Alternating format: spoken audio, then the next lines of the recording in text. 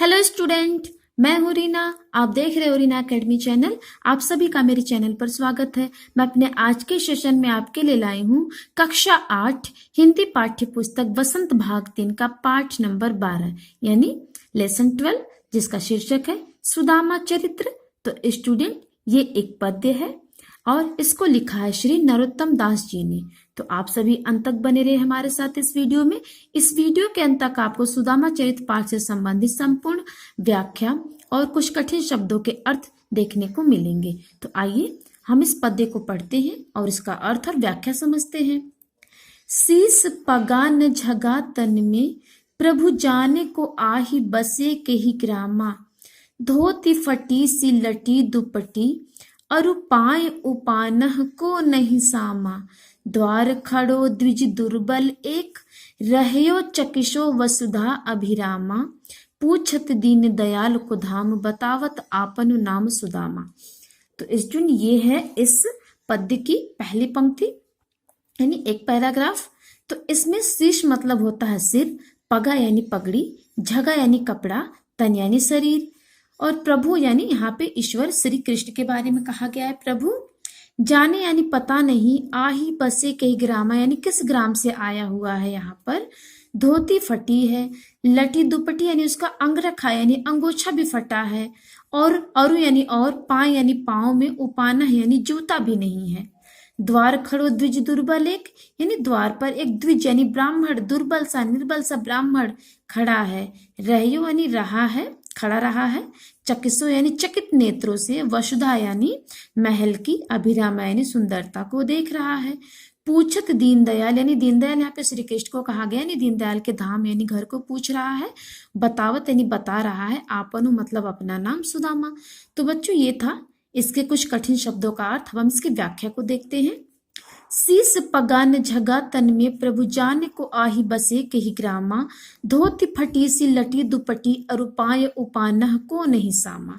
यानी जो द्वारपाल है श्री कृष्ण का, इन पंक्तियों में जो श्री कृष्ण का द्वारपाल है वो सुदामा की मतलब पूरी दीन दशा का वर्णन करते हुए श्री कृष्ण को बता रहा है कि प्रभु, उसके सिर पर पगड़ी नहीं थी और न तन पे झगा यानी कपड़ा न था तन पे, और वो पता नहीं किस ग्राम का रहने वाला था। उसकी धोती फटी हुई थी और उसका अंगरखा, दुपट्टा दुपट्टी यानी उसका अंगरखा अंगोछा भी फटा हुआ था। और इतना ही नहीं, और उसके पाँव में उपानह यानी जूता भी नहीं था। द्वार पर यानी आपके द्वार पर खड़ा होकर एक द्विज यानी ब्राह्मण, दुर्बल सा ब्राह्मण, रहयो चकसो यानी चकित नेत्रों से महल की अभिरामा यानी सुंदरता को देख रहा था। और पूछत दीन दयाल को धाम, बतावत आपनु नाम सुदामा यानी आपके यानी आप श्री कृष्ण दीन दयाल के धाम को यानी आपके घर को पूछ रहा था और अपना नाम सुदामा बता रहा था। तो स्टूडेंट, ये हुई इन पंक्तियों की व्याख्या। अब हम नेक्स्ट पंक्ति देख लेते हैं। ऐसे बेहाल बिवाइन सो पग, कंटक जाल लगे पुनि जोए। हाय महा दुख पायो सखा, तुम आए इतै न कितै दिन खोए। देखी सुदामा की दीन दशा, करुणा करके करुणा निधि रोए। पानी परात को हाथ छुयो नहीं, नैनन के जल सो पग धोए। तो ये है स्टूडेंट ये पंक्तियां। तो आइए हम इस पंक्तियों का अर्थ देख लेते हैं। बेहाल बिवाइन यानी जो पैरों की एड़ियां फट जाती है उसको बिवाइयां बोलते हैं। पग यानी पैर, कंटक यानी कांटे, जाल लगे पुनि जोए यानी पैर में पूरे कांटों के जाल जैसे चुभे हुए थे सुदामा के। महा दुख पायो सखा यानी इतना दुख पाए थे तुम सखा। तुम आए इतने की मतलब इतने दिन तुम क्यों नहीं आए मेरे पास, कितने दिन बाद तुम अपने पूरे दिनों को खोकर मेरे पास आए हो। देखी सुदामा की दीन दशा यानी उनकी जो गरीबी की दशा को देख करके, करुणा करके यानी बहुत ही दुख करके, करुणा निधि यहाँ पे श्री कृष्ण को कहा गया, रोने लगे। पानी परात को हाथ छुयो नहीं, नैनन के जल सो पग धोए। तो बच्चों ये जो पंक्तियां हैं, पानी परात को हाथ छूने नैनन के जल सो पग धोए, ये अतिशयोक्ति अलंकार की पंक्तियां हैं। यानी अगर किसी बात को बहुत ही ज्यादा बढ़ा चढ़ा कर कहा जाए तो वहां पे अतिशयोक्ति अलंकार होता है। जैसे कि इस पंक्ति में कहा गया है कि पानी से भरे हुए परात को श्री कृष्ण ने हाथों से छुआ भी नहीं, बल्कि अपने नैनन यानी अपनी आंखों के अश्रु से, आंखों के आंसुओं से श्री कृष्ण ने सुदामा को पैरों को धो डाला। तो चूंकि यहाँ पे संभव नहीं है तो ये अतिशयोक्ति अलंकार। तो आइए अब हम इन पंक्तियों की व्याख्या देख लेते हैं। तो सबसे पहले इन पंक्तियों में क्या वर्णित किया गया है? तो ये जो पद्यांश की पंक्तियां हैं इसमें सुदामा की दयनीय दशा का वर्णन किया गया है। आइए हम इसकी व्याख्या देख लेते हैं। सुदामा का पैर जो था वो बीवाइयों से फटा हुआ था तथा कांटों का जाल पूरे पैरों में चुभा हुआ था। मतलब ऐसा प्रतीत हो रहा था कि संपूर्ण कांटे पूरी जाल बना करके सुदामा के पैरों में चिप गए हैं, मतलब उसमें पूरा धंस गए, अंदर तक चुभ गए हैं। ये शब्द देखकर श्री कृष्ण सुदामा से कह रहे हैं कि हे मित्र, तुम इतने कष्ट में थे लेकिन आज से पहले मेरे पास क्यों नहीं आए? और सुदामा की जो दयनीय दशा थी, जो दीन दशा थी, उसको देख करके श्री कृष्ण को सहन नहीं हुआ और वो रोने लगे। और उनके रोने से क्या हुआ? पानी से भरे हुए परात को श्री कृष्ण ने हाथ से ही नहीं छुआ और उनके रोने से, उनकी आंखों से जो जल निकल रहा था, अपने आंखों के अश्रु से, अपने आंखों के आंसुओं से ही सुदामा के पैरों को श्री कृष्ण ने धो दिया। तो ये था इन पंक्तियों की व्याख्या। अब नेक्स्ट है स्टूडेंट, कछु भाभी हमको दियो सो तुम काहे न देत, चापी पोटरी काख में रहे कहो कही हेत। यानी इन पंक्तियों में श्री कृष्ण जो है सुदामा से कह रहे हैं कि भाभी ने हमको जो कुछ भी भेंट स्वरूप दिया है वो हमें क्यों नहीं दे रहे हो। तो बच्चों ये था इस पंक्तियों का भाव। अब हम देख लेते हैं। कछु यानी कुछ, भाभी यानी यहाँ पे भाभी जो श्री कृष्ण सुदामा की पत्नी को कह रहे हैं, हमको दियो यानी हमको दी हैं, सो तुम काहे न दे, तो हमको तुम क्यों नहीं दे रहे हो। चापी यानी जबरदस्ती छिपाना, पोटली यानी जो चावल की पोटली बंधी थी, कांख यानी अपने बाहों के बीच में, रहे कहो हेती हेत यानी इन पंक्तियों के माध्यम से श्री कृष्ण सुदामा से कह रहे हैं कि हमको भाभी ने जो कुछ भी भेंट के स्वरूप दिया है वो तुम हमें क्यों नहीं दे रहे हो। जबरदस्ती पोटली को अपनी कांख में छिपा रहे हो, बताओ तुम ऐसा क्यों कर रहे हो। तो स्टूडेंट ये था इन पंक्तियों की व्याख्या। अब नेक्स्ट आगे हम देख लेते हैं। आगे चना गुरु मात दयते लय तुम चाबी हमें नहीं दीने, श्याम कहियो मुस्काए सुदामा सो चोरी की बान में हाउ जो प्रवीणी, पोटरी कांख में चापी रहे तुम खोलत नाही सुधा रस भीने, पाछली बानी अजौ न तजौ तुम तय सही भाभी के तंदुल कीन्हे। तो आइए अब हम इन पंक्तियों का अर्थ समझते हैं। पहले एक एक शब्दों का। आगे चना गुरुमात दयते, चना यानी चना सबको पता है खाने वाला चना, गुरुमातु यानी जब श्री कृष्ण और सुदामा जी आश्रम में शिक्षा प्राप्त करने के लिए गए थे तो वहां पे जो उनकी गुरु की पत्नी यानी उनकी जो गुरु माता थी उन्होंने चना दिया था। तो श्री कृष्ण कह रहे हैं कि तुम चने को अकेले ही चा भी गए, मतलब अकेले ही खा गए, हमको नहीं दिए। श्याम यानी श्री कृष्ण को यहाँ पे श्याम कहा गया है। ऐसी बातें मुस्कुराकर सुदामा से कहते हुए कह रहे हैं कि चोरी की बान में हौज प्रवीणे यानी चोरी करने की कला में तुम बहुत पारंगत हो। पोटली कांख में चापी रहे यानी कांख में पोटली जो थी उसको तुम छिपा रहे हो जबरदस्ती। खोलत नहीं सुधा रस बीने यानी तुम पोटली को खोल नहीं रहे हो जिसमें भाभी के आशीर्वाद स्वरूप उसमें सुधा रस भीना है, यानी उसमें अमृत जैसा रस उस पोटली में जो भीना है, यानी इसमें रस रिसा हुआ जिसको भाभी ने हमारे लिए भेजा है। पाछली बार यानी पिछली बार, अजो न तजो तुम पिछली बार जैसा मैं आपकी तुमको नहीं छोड़ूंगा, तय सही भाभी के तंदुल की ने जैसे भाभी ने मुझे तंदुल यानी चावल दिया है। तो बच्चों आइए इसकी व्याख्या हम देख लेते हैं। श्री कृष्ण जी सुदामा से कह रहे हैं कि मित्र तुम जो है गुरुमाता द्वारा दिए गए चने को भी अकेले ही खा गए थे, मुझे नहीं दिए, और तुम चोरी करने की कला में बहुत ही पारंगत हो, ये तो बचपन से तुम्हारी आदत है। पोटली को तुम जबरदस्ती छिपाने की कोशिश कर रहे हो। भाभी द्वारा दिए गए अमृत से भरे उपहार को मत छिपाओ। पिछली बार की तरह अब की मैं नहीं छोड़ूंगा, क्योंकि पिछली बार तो तुमने गुरु माता द्वारा दिए गए चनों को अकेले खा लिया था, लेकिन इस बार मैं ऐसा नहीं करने दूंगा तुमको। और इतनी बातें कहकर श्री कृष्ण सुदामा की पत्नी द्वारा दिए गए चावलों को जो है ले लेते हैं श्री कृष्ण जी सुदामा से। अब नेक्स्ट है, वह पुलकनि वह उठी मिलनी, वह आदर की बात, वह पठवनी गोपाल की कछु न जानी जात। घर घर कर ओढ़त फिरै तनक दही के काज, कहाँ भये जो अब भयो हरि को रास समाज। हौ आवत नाही हूँ तो वाही पाठियो ठेल, अब कहियो समुझाए के बहुधन धरव सकेल। तो स्टूडेंट, ये जो पंक्तियां दी गई हैं, इन पंक्तियों के माध्यम से जो सुदामा जी हैं वो जब श्री कृष्ण से मिलकर वापस जाते हुए हैं तो उनके मन में उथल पुथल मचा है। सुदामा के मन में जो भी चल रहा है, इन्हीं भावनाओं को इन पंक्तियों में दर्शाया गया है। तो आइए सबसे पहले हम इसके अर्थ को समझ लेते हैं एक एक शब्दों का। वह पुलकनी वह उठी मिलन, यानी श्री कृष्ण जी बहुत ही पुलकित होकर, रोमांचित होकर उठी मिलन सुदामा जी से मिले, उनका आदर किया, सम्मान किया।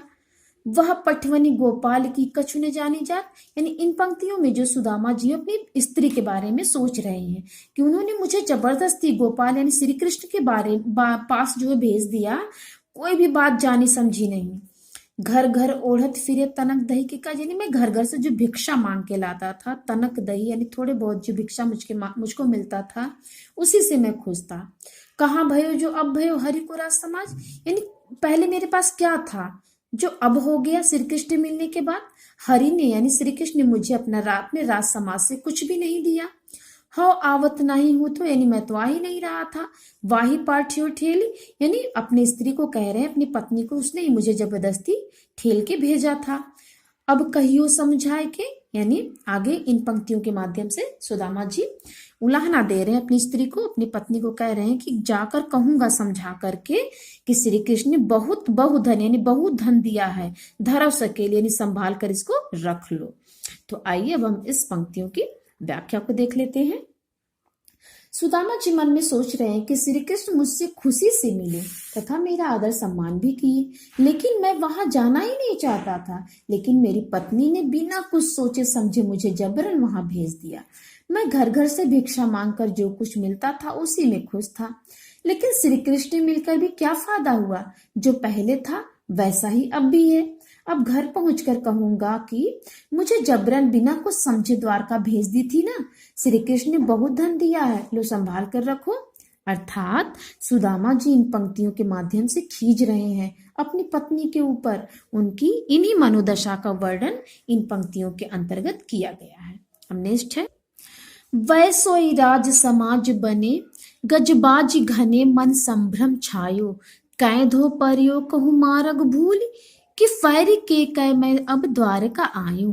भौन बिलोकी बेको मन लोचत, सोचत ही अब सब गांव मझायो, पूछत पांडे फिरे सब सो, पर झो परी को कहूँ खोज न पायो।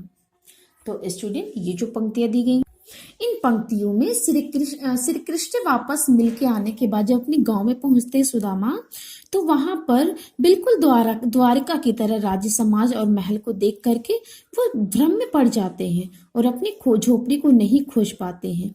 तो उनकी झोपड़ी जब उनको नहीं मिल पाती है तो उनके मन में जो भी भावनाएं आ रही हैं उन्हीं का वर्णन इन पंक्तियों में किया गया है। तो आइए अब हम इसकी अर्थ देख लेते हैं। वैसो ही राज समाज बने, यानी वैसा ही राज समाज बना था। गज यानी हाथी, बाजी घने, मन संभ्रम छायो, यानी गज और हाथी, गज यानी हाथी, बाज यानी बिल्कुल बाजे बज रहे थे। उनके मन में संभ्रम यानी भ्रम हो गया था, छाया हुआ था कि मैं कहाँ आ गया हूँ। कैदो यानी कहूँ, परियो मार्ग भूल, यानी कहीं मैं मार्ग यानी रास्ता तो नहीं भूल गया।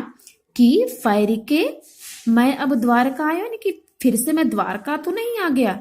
भौन बिलोकी भी, यानी अपनी भौहों को सिकोड़ कर, मन लोचत यानी बहुत ही ध्यान से देख रहे हैं। सोचत ही सब गांव मझायो, मतलब यही बातें सोचते सोचते कि मैं कहाँ आ गया हूँ, कहीं मार्ग तो नहीं भूल गया, कहीं द्वारका तो फिर से नहीं आ गया, पूरे गांव में घूम रहे हैं। पूछत पांडे फिरे सब सो, यानी पांडे पूछ रहे हैं, यानी सुदामा पांडे हैं यानी ब्राह्मण, तो वो सबसे पूछ रहे हैं और अपनी झोपड़ी को खोज रहे हैं, लेकिन खोज नहीं पा रहे हैं। तो आइए अब हम इसकी व्याख्या देख लेते हैं। अपने गांव पहुंचकर सुदामा को द्वारका की तरह ही राज्य समाज देखने को मिलता है। ऐसा देखकर उनके मन में शंका होने लगा कि कहीं मैं रास्ता भूलकर फिर से द्वारका तो नहीं आ गया। अपनी बाहों को फैलाकर आंखों से ध्यान से पूरे गांव में अपनी झोपड़ी को ढूंढ रहे हैं।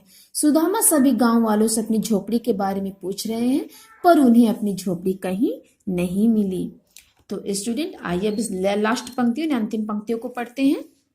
कैवा टूटी सी छान निहती, कह कंचन के अब धाम सुहावत। कै पग में पनही नहती, कह लय गजराजहु ठाड़ महावत। भूमि कठोर पे रात कटे, कह कोमल सेज पे नींद न आवत। कै जुरतो नहीं कूंद सवा, प्रभु के प्रताप में दाख न भावत।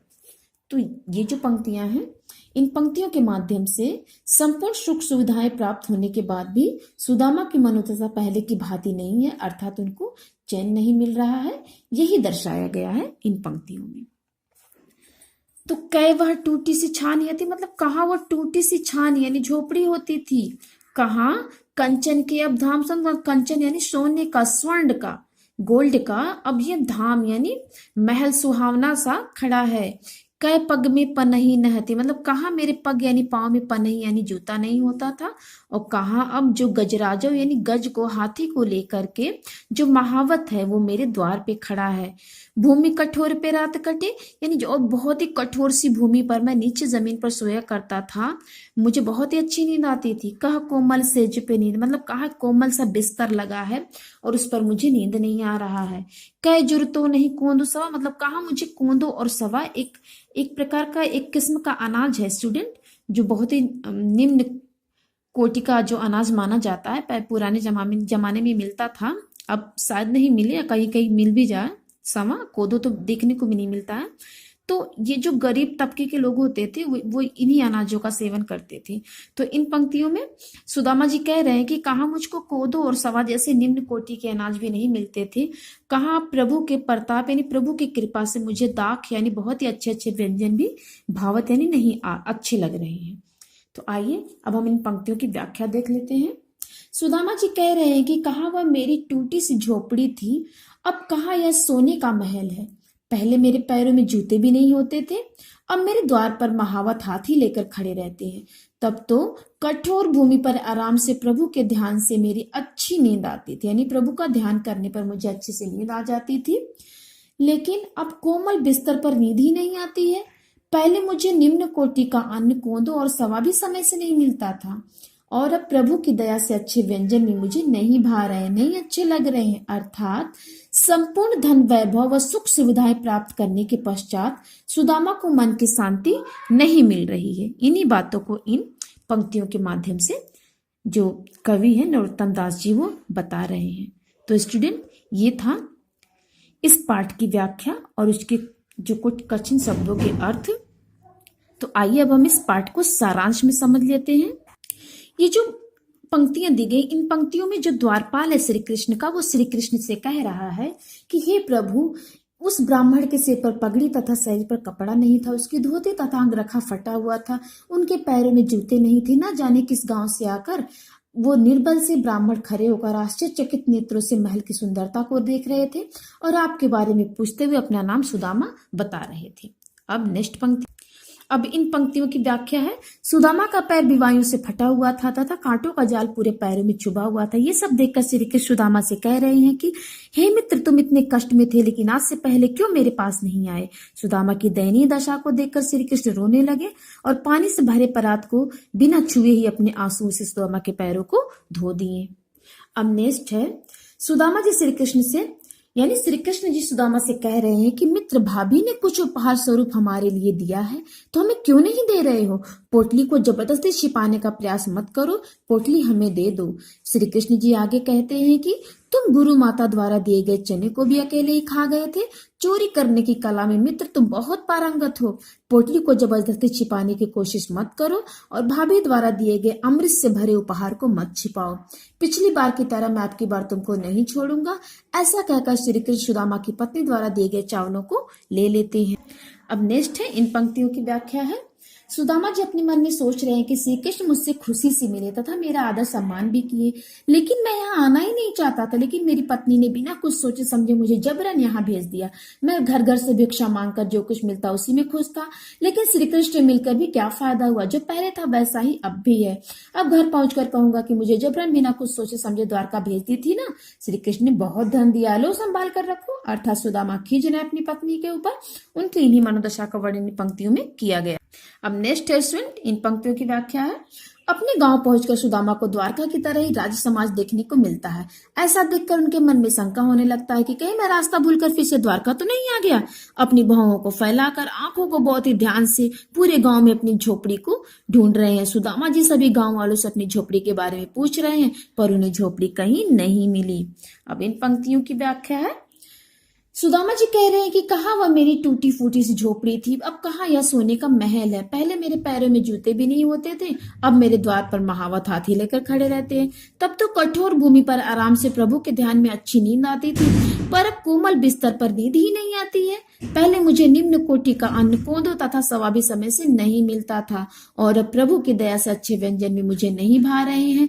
अर्थात संपूर्ण धन वैभव और सुख सुविधाएं प्राप्त करने के पश्चात सुदामा को मन की शांति नहीं मिल रही है। इन्हीं बातों को इन पंक्तियों के माध्यम से कवि नरोत्तम दास जी बता रहे हैं। तो स्टूडेंट, ये था हमारी पाठ सुदामा चरित्र की संपूर्ण व्याख्या, उसके कुछ कठिन शब्दों के अर्थ। तो स्टूडेंट, कैसे लगी आपको हमारे वीडियो? अगर हमारे वीडियो पसंद आए तो हमारे चैनल को सब्सक्राइब और वीडियो को लाइक करना ना भूलें। तो मिलते हैं हम आपसे अपने अगले वीडियो में, तब तक के लिए धन्यवाद।